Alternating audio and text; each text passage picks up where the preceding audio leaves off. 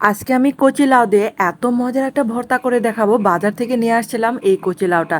আর এই কচি লাউটা দিয়ে আজকে ভর্তা করে খাবো। আসসালামু আলাইকুম সবাইকে। আর এই কচি লাউর ভর্তাটা খেতে যে এত মজার হয়, তো চলুন দেখি আমার রান্নাটা। আর এখানে দেখেন আস্ত একটা কচি লাউ নিয়েছে। তো কচি লাউটা আমি কিন্তু পোড়াটা নিব না। তো যতটুকু আমার ভর্তার জন্য লাগবে ততটুকুই আমি কেটে নিয়েছি। আর এই যে দেখেন এটা মাঝখানটা আবার কেটে নিতে হবে। তারপর এটারও এই যে অর্ধেকটা মানে অর্ধেকটারও কম নেব।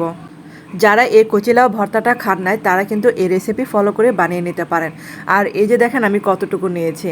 তারপর এই যে এগুলো কিন্তু পাতলা পাতলা করে কেটে নিতে হবে যেন মানে সিদ্ধ হয়ে যায় তাড়াতাড়ি। আর আমি কিন্তু খোসাটা ছেলবো না।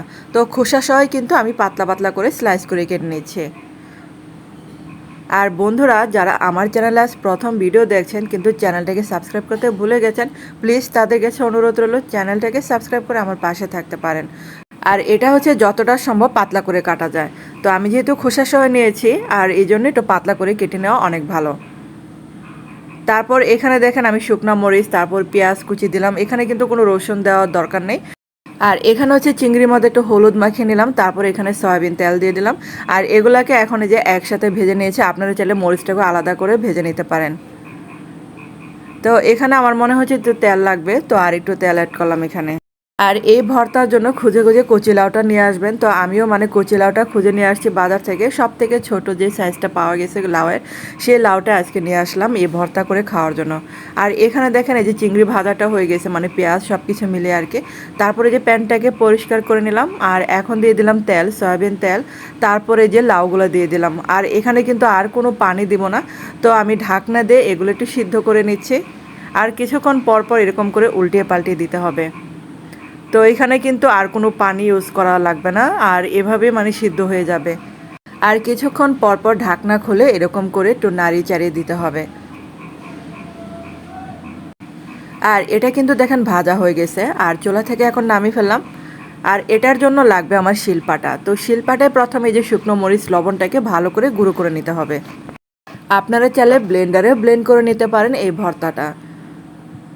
আর এই যে এখন হচ্ছে ভাজা মানে যে লাউগুলো দিয়ে দিলাম। আর এগুলাকে এক বাটা দিলে কিন্তু একদম পেস্ট হয়ে যাবে, দুই বাটার আর দরকার পড়বে না। আর শিলপাটায় মানে বেটে নিলে কিন্তু ভর্তার স্বাদটা আরও দ্বিগুণ হবে, তার চেষ্টা করবেন শিলপাটায় বেটে নিতে। আর আমি কিন্তু এগুলা একবারই করে বেটে নিলাম। আর এই মজার ভর্তাটা কিন্তু অবশ্যই বাসায় ট্রাই করে দেখতে পারেন, এত মজার এই ভর্তাটা। আর এটা কিন্তু দেখেন এই যে বাটা হয়ে গেছে।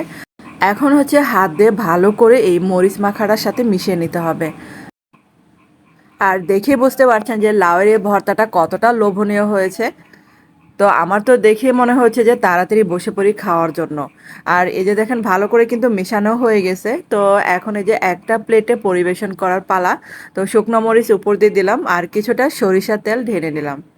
আর এই কচি লাউ ভর্তাটা আপনাদের কাছে বন্ধুরা কেমন লাগলো অবশ্যই কিন্তু কমেন্ট করে জানাবেন।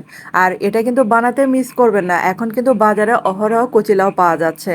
আর এই ভর্তাটা অবশ্যই বানিয়ে খেতে পারেন, অনেক মজার হয়। তো ধন্যবাদ সবাইকে এতক্ষণ আমার ভিডিওটা দেখার জন্য।